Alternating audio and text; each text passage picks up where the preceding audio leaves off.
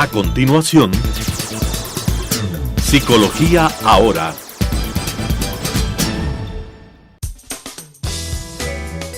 Clasificación A. Apto para todo público.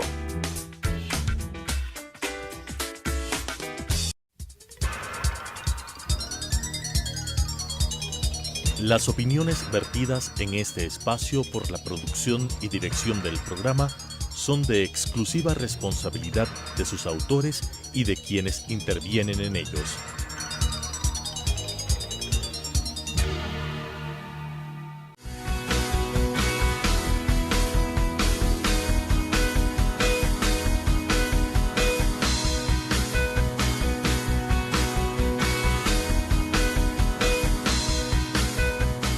Buenos días, queridos amigos televidentes, qué gusto tenerles aquí otra vez en su programa Psicología Ahora, el consultorio desde Telesucesos hasta tu hogar para que se pongan al tanto con las últimas técnicas y terapias del mundo de la psicología. Les doy la bienvenida en este día y les recuerdo que el programa pasa los días martes a las 10:30 y el reprise es el sábado a las 12:30. Y también nos pueden ver en YouTube poniendo Telesucesos Psicología Ahora. Estamos hoy día con el doctor Aníbal Riofrío, él es neuropsiquiatra y también tiene un máster en neurociencias y que lo sacó en la Universidad de Suecia, es catedrático y también ha hecho otros cursos en España. Y aparte es director de un centro nuevo que se llama Terra Viva. Terra Alegre. Terra Alegre, que está espectacular, es un espacio para la sanación mental que le recomiendo muchísimo. Qué gusto tenerte aquí, doctor. Muy buenos días. Buenos días, Adriana. Vamos a hablar hoy día de la esquizofrenia, qué significa, cuáles son los tipos de esquizofrenia y qué podemos hacer si nos encontramos frente a una situación como esta. Bueno, gracias por la invitación. Creo que hace 20 años nos conocimos y no nos hemos visto en todo ese tiempo, sí, así que es un gusto compartir el set.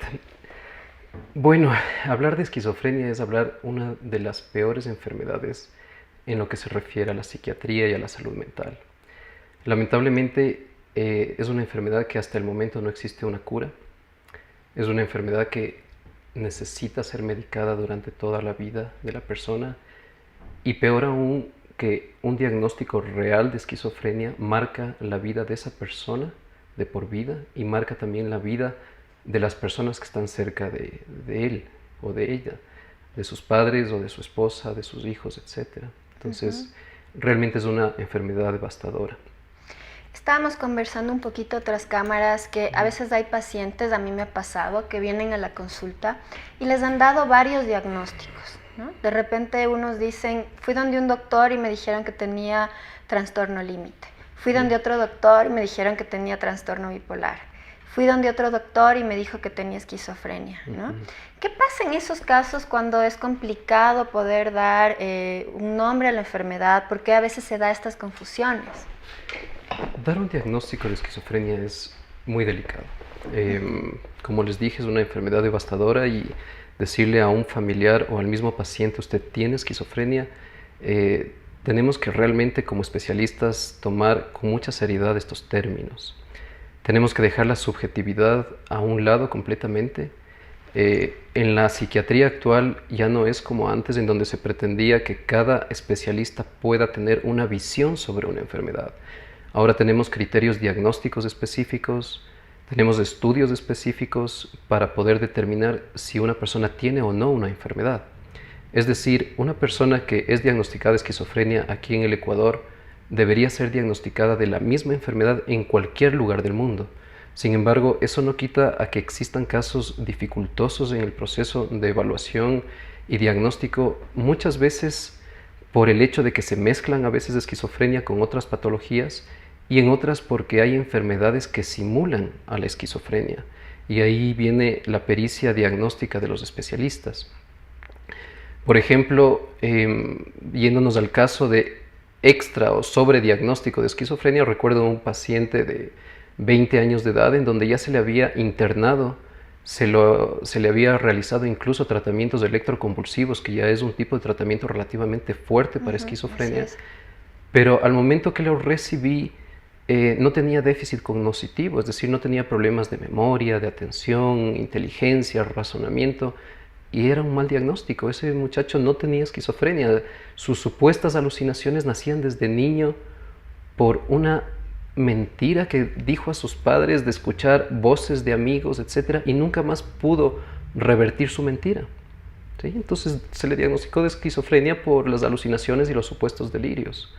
Y de forma contraria, tenía otra paciente abogada, que acudió al centro y al parecer relativamente bien. Si nosotros consideramos una persona que tiene un estudio de 4º nivel, abogada, la queja era porque ponía en línea ciertos documentos y tenía que poner en línea otros documentos, y ya había sido diagnosticada en el pasado de TOC, de trastorno obsesivo compulsivo.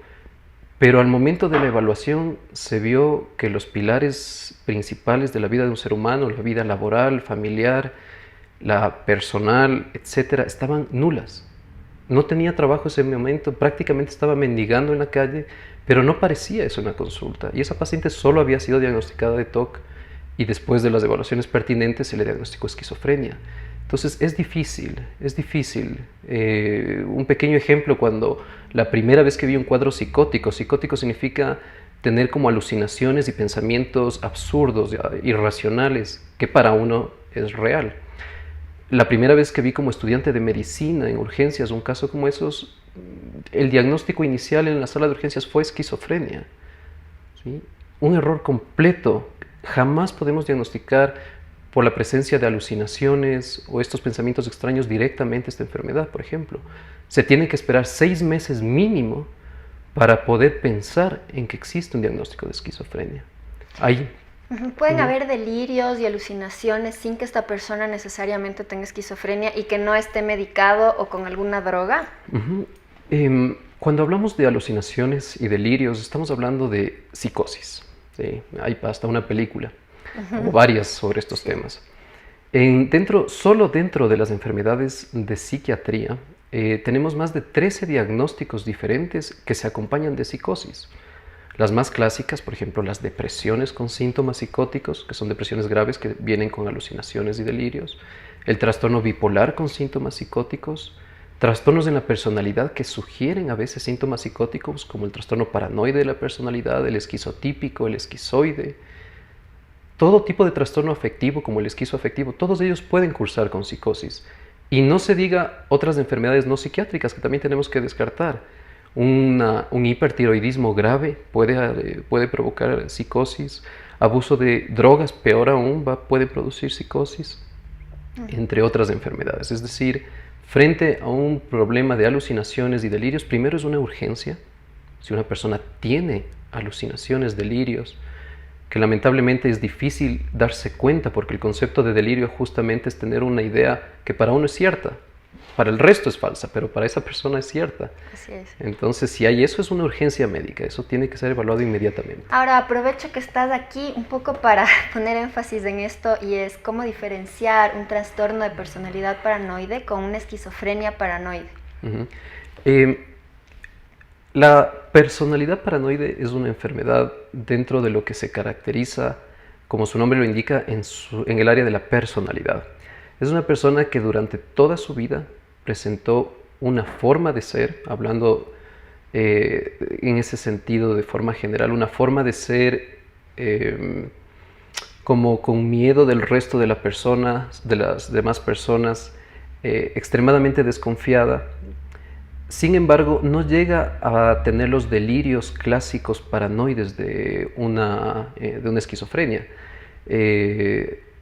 Hablando de tiempos, la esquizofrenia tiene un inicio agudo en la mayoría de casos, es decir, presenta unos pocos días de evolución en su primer episodio, mientras que los trastornos de personalidad paranoide tienen toda una vida con las mismas características de desconfianza a las personas, de miedo a que estén hablando mal de ellos, etc. Mientras que en esquizofrenia estos delirios pueden ser mucho más graves. Por ejemplo, pensamientos de que están leyendo su mente las demás personas, miedo a que hay gente o policías que les están persiguiendo o que le dan mensajes a través de la televisión, en donde son ideas mucho más absurdas, incongruentes con la realidad, suele acompañarse más en esquizofrenia que en los trastornos paranoides. Eso hablando solo de delirios. Recordemos que la esquizofrenia es un sinnúmero de síntomas Así y es. criterios, y todo el resto de criterios de esquizofrenia no tiene el trastorno de personalidad. Así es. Ahora, es compleja esta enfermedad porque presenta distintos síntomas, algunos presentan ciertas reacciones más acentuadas, otras menos, etcétera. Entonces, hablemos un poco de los síntomas positivos y negativos que encontramos en la esquizofrenia para poder diagnosticar.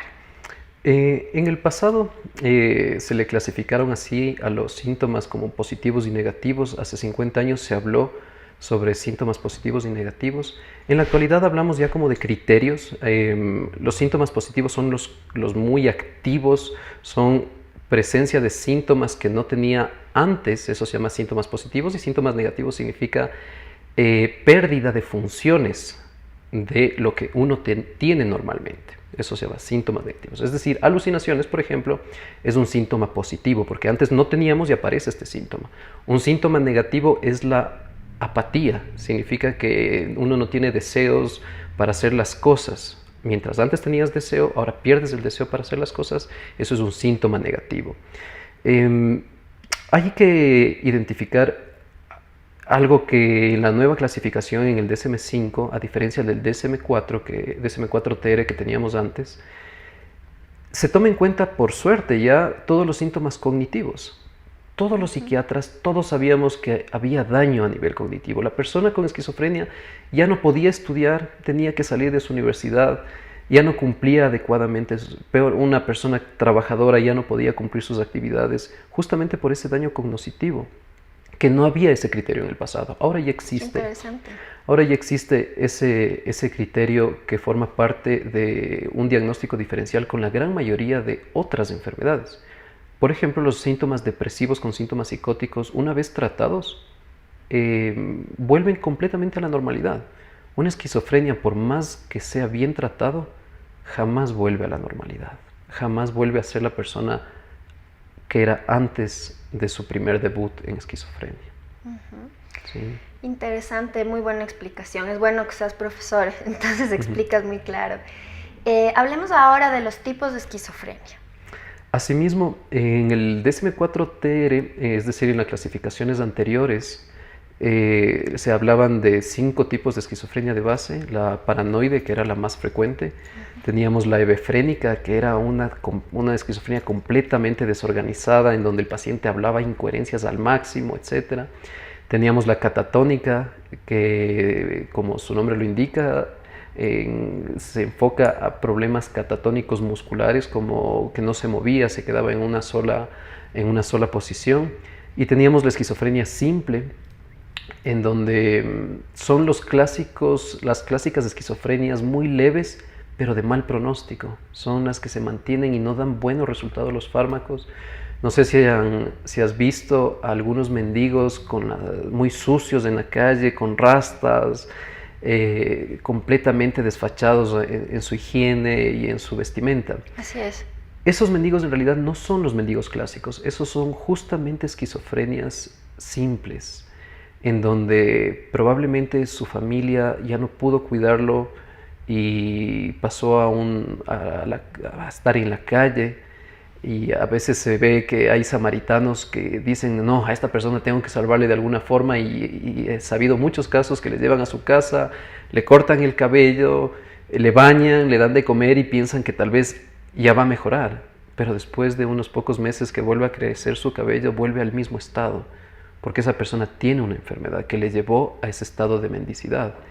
Entonces esa es la esquizofrenia simple. Y tenemos la última, que se llama residual. Sin embargo, en la actualidad ya no hay esa clasificación. Ahora se llama simplemente esquizofrenia con síntomas catatónicos, con síntomas desorganizados, es decir, se le suma de esa forma. La razón de esto se da a que la esquizofrenia paranoide puede tener síntomas catatónicos, la esquizofrenia residual puede tener síntomas paranoides, entonces se entremezclan mucho los síntomas para clasificarlas como tal. Entonces ahora se habla simplemente de una esquizofrenia. Perfecto. Para poderle catalogar como esquizofrenia, ¿necesariamente tienen que haber alucinaciones?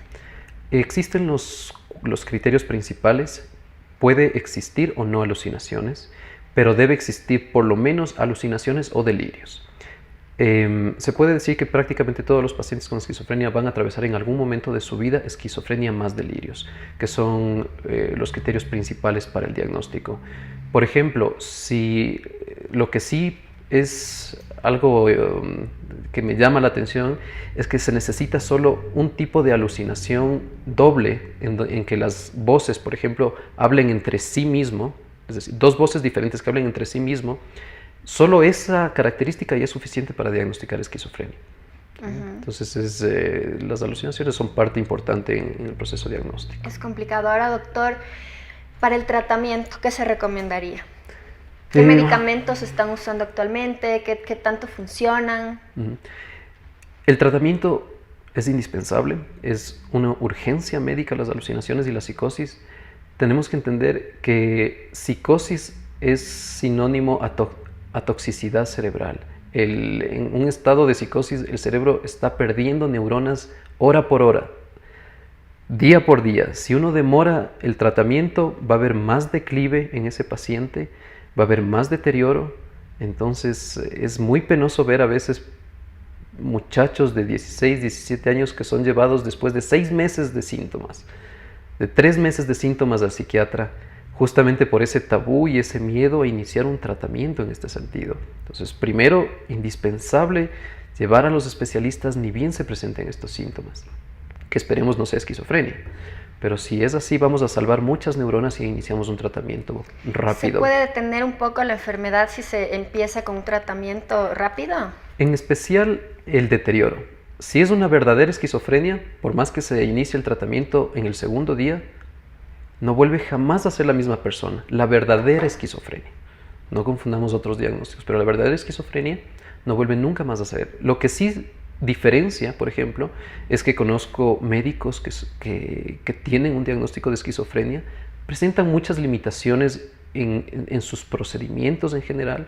Conozco abogados que tienen esquizofrenia, de los cuales sé que su historia ha sido con tratamientos muy rápidos, en donde no han tenido ese espacio de deterioro neurológico. Pero obviamente también tenemos los casos, como ya dijimos, los mendigos y todo.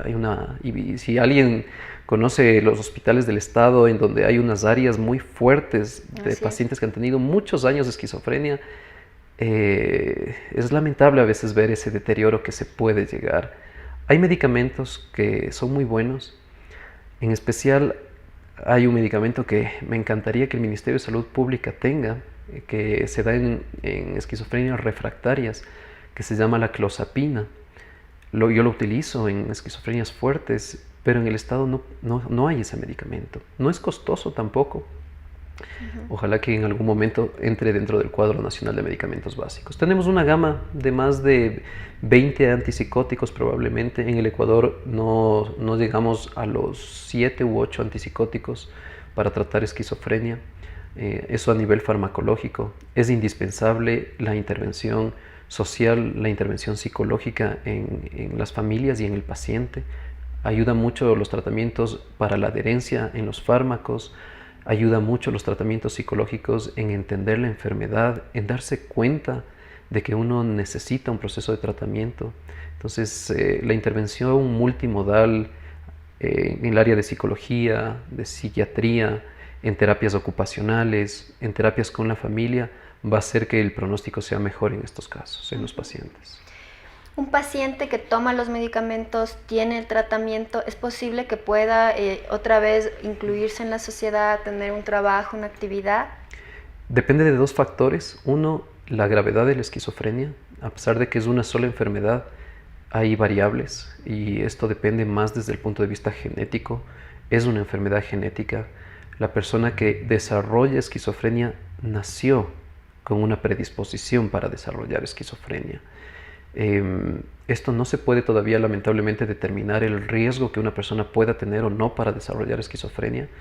Lo que sí se sabe es que puede haber un riesgo extremadamente alto, es decir, es del 100%. Hay personas que nacen con una genética de 100%. Hubo un estudio metaanalítico reciente, hace 3 años, que estudiaron los genes de esquizofrenia y vieron que hay un patrón familiar que la persona haga lo que haga, va a desarrollar esquizofrenia. Hay otras personas que nacen con un porcentaje de riesgo más bajo, que si se tiene cierto cuidado, no va a desarrollar esquizofrenia.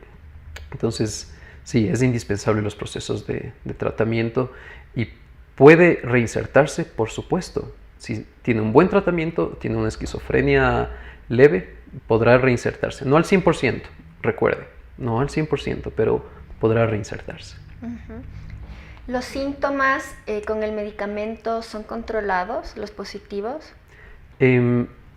Siempre, justo hablando de los positivos y negativos, se ha tenido una lucha durante los últimos años para encontrar medicamentos para los síntomas negativos. Uh-huh. Se ha tenido hace muchos años, hace más de 60 años, tenemos tratamientos para síntomas positivos, es decir, las alucinaciones, algunos tipos de delirios, pero no para síntomas negativos, es decir, para esa apatía, para ese negativismo que sufren los pacientes, el deterioro cognitivo. En la actualidad ya existen algunos tipos de tratamientos para el área de síntomas negativos. Dentro de ellos está la clozapina, uno de los que ayuda, que es algo antiguo.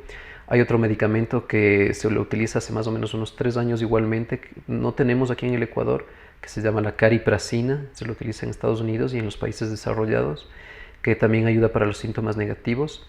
Hay un nuevo tratamiento que se denomina el brexpiprazol, todo hablando con nombres genéricos, ningún nombre comercial, que también ayuda para los síntomas negativos. De estos en el Ecuador solo tenemos la clozapina. Los otros dos que son mejores para estos síntomas no hay. Pero como en todo, en la medicina, en 2019, julio, salió un metaanálisis de ver si estos medicamentos funcionan o no. Entonces hay variables, en algunos sí, en algunos no, para síntomas negativos. Qué interesante. ¿Y con la clozapina se ha visto mejora? Se están más animados, más sociables, con mejor ánimo. Sí, o sea, la clozapina es un medicamento excelente. Mientras falla los clásicos, olanzapina, quetiapina, risperidona, uno pone clozapina y de repente ve cambios tremendos en los pacientes. Entonces es muy interesante el uso. Se le tiene un poco de miedo a este medicamento por el hecho de que uno de los efectos colaterales es algo que se denomina la agranulocitosis y puede ser mortal. Pero estamos hablando de un porcentaje tan bajo y con un beneficio tan alto a nivel sintomatológico en esquizofrenia, que si se tiene un cuidado adecuado y se le utiliza bajo protocolos estandarizados, este medicamento es excelente. Excelente. Qué buena noticia, ¿no? Porque en realidad es un grupo de la población que sufre bastante, la familia sufre bastante, entonces es bueno saber que cada vez la ciencia va avanzando y que hay mejores apoyos. Bueno, te agradezco mucho por el tiempo, ya me dicen que se ha acabado. Si puedes dejar tu número de contacto para que las personas se comuniquen contigo. El doctor Aníbal tiene un centro psiquiátrico justamente para tratar estos temas. Con mucho gusto, estamos para ayudar a la población, esperemos que haya podido llegar de alguna forma a la sociedad. ¿Cuál es tu número de teléfono? Pueden chequear en la página web, que es www.terralegre.com, una sola palabra. Ahí van a encontrar información de todos los contactos de secretaría, recepción. Es un grupo general de salud mental, de neuropsiquiatría, psicología, neuropsicología, etc. Ahí están todos los números. Bueno, te agradezco muchísimo, queridos televidentes. Espero les haya gustado el programa del día de hoy. Nos vemos la próxima semana con más de Psicología Ahora. Que tengan un buen día.